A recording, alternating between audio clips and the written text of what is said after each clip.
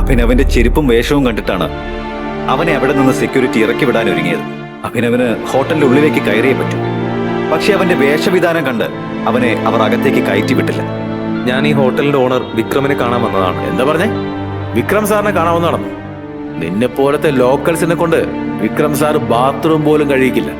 പിന്നെയാണ് അദ്ദേഹത്തെ കാണാൻ കാര്യം വന്നിരിക്കുന്നത്. അവന് മുതലാളിയെ കാണണമെന്ന്. മര്യാദയ്ക്ക് ഇറങ്ങി പോടാ. ഇത്രയും പറഞ്ഞ ശേഷം സെക്യൂരിറ്റി ജീവനക്കാർ എല്ലാവരും കൂടി അഭിനവനെ ഹോട്ടലിന്റെ ഒരു സൈഡിലേക്ക് മാറ്റി. അപ്പോഴേക്കും പഴയ കാമുകി വൈഷ്ണവിയും അവളുടെ ബോയ് ഫ്രണ്ടും ദേവനും അവിടേക്ക് വന്നു. എക്സ് ബോയ് ഫ്രണ്ട്,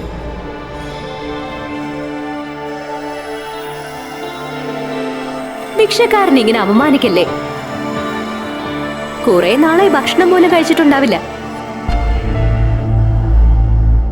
നിങ്ങൾ ഹോട്ടലിൽ ബാക്കി വന്ന വല്ല ഫുഡ് ഉണ്ടെങ്കിൽ ഇവൻ എടുത്തു കൊടുക്ക്. അവൻ നിന്നോളും. കുറെ നാളായുള്ള വിശപ്പുണ്ടാവും പാവം.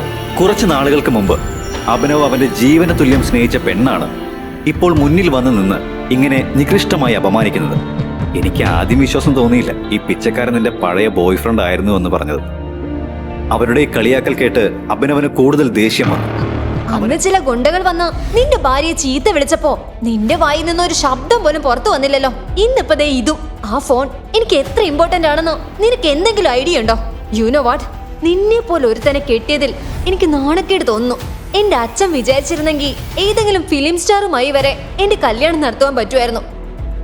പക്ഷെ എന്റെ മുത്തശ്ശൻ നിന്നെ പോലൊരു ദരിദ്രവാസിയെ എന്തിനു എന്റെ തലയിൽ കെട്ടിവെച്ചതെന്നാ എനിക്ക് ഇനിയും മനസ്സിലാകാത്തത്. ഓ ഗോഡ്. അഭിനവ് ഒരു ദരിദ്രനും അനാഥനുമായിട്ടാണ് വളർന്നത്.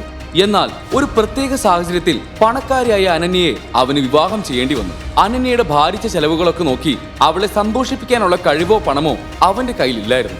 ഭാര്യ വീട്ടിൽ താമസിച്ചിരുന്ന അഭിനവിന് അവിടെ ഒരു ബഹുമാനവും കിട്ടിയിരുന്നില്ല. അവിടുത്തെ വേലക്കാരികൾ പോലും അവനെ വഴക്കു പറയുമായിരുന്നു. എന്താടാ നിനക്ക് കണ്ണു കണ്ടൂടെ? എന്നെ വന്ന് മുട്ടാൻ നിനക്ക് എങ്ങനെ ധൈര്യം വന്നു? നിങ്ങൾ എന്തായി ചെയ്യുന്നത്? കൈവിട്.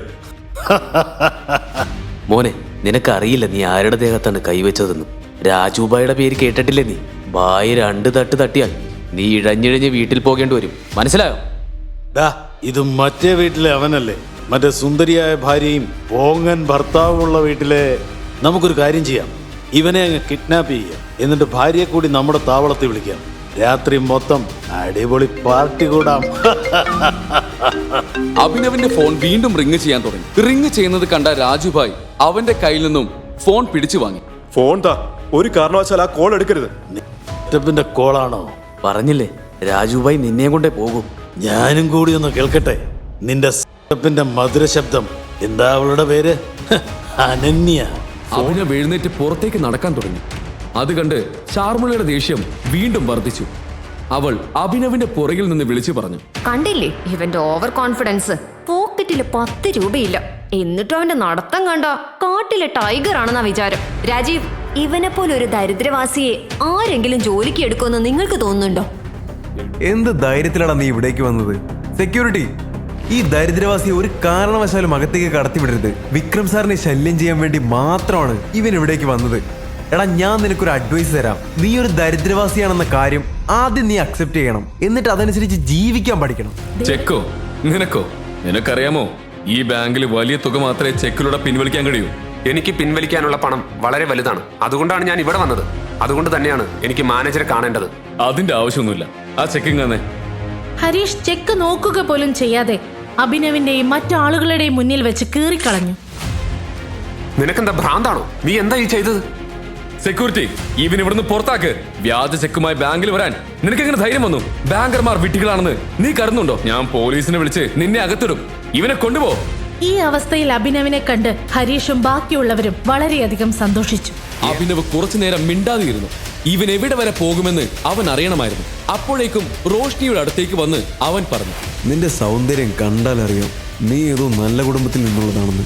നീ ഇവനെ പോലെയുള്ളവന്മാരുടെ കൂടെ ഡേറ്റിന് വരാൻ പാടില്ലായിരുന്നു. Standard is important, right? നിന്നോട് അഭിപ്രായം ആരെങ്കിലും ചോദിച്ചോ? പോടാ ഇറങ്ങി.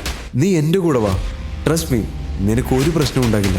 I would say you don't deserve such a down market boys. ജനിച്ച ഉടനെ ഉപേക്ഷിച്ച അലവലാതി. അഭിനവിന് ഇത് കേട്ടപ്പോൾ സഹിക്കാനായില്ല. അവൻ എല്ലാ അതിരുകളും ലംഘിച്ചിരുന്നു. ഈ കഥയുടെ ബാക്കി അറിയാൻ download pocket FM app. Link in description.